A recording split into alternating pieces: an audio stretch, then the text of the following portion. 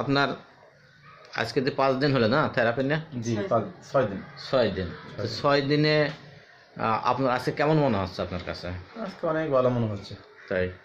তো আপনি তো মুখে হাত উঠাইতে পারতেন, ভাত খাইতে পারতেন না, হাত নড়াচড়া করতে পারতেন না। আপনার ডান হাতটা দেখেন, উঠান দেখি। এই যে ডান হাত আমি তুলতে পারি এখন। আগে তো কিছুই উঠতেন না? না, আগে হতো না। আপনি মুখে ভাত খেতে পারবেন এখন ইচ্ছা করলে? হ্যাঁ, এই যে ভাত খেতে পারবো। তাই? মাথা মাথা চুলকাতে পারেন? হ্যাঁ, মাথা চুলকাতে পারি, পিঠ চুলকাতে পারি। তাই?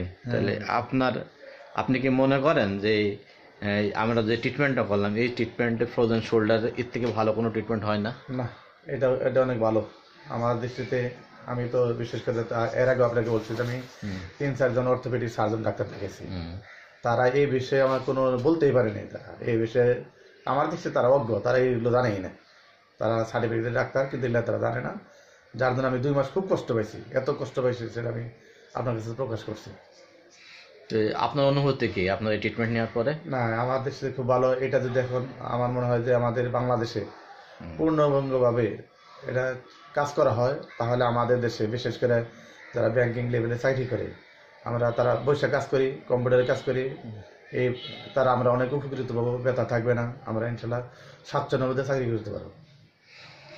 ঠিক আছে, আপনাকে ধন্যবাদ। হ্যাঁ, থ্যাংক ইউ।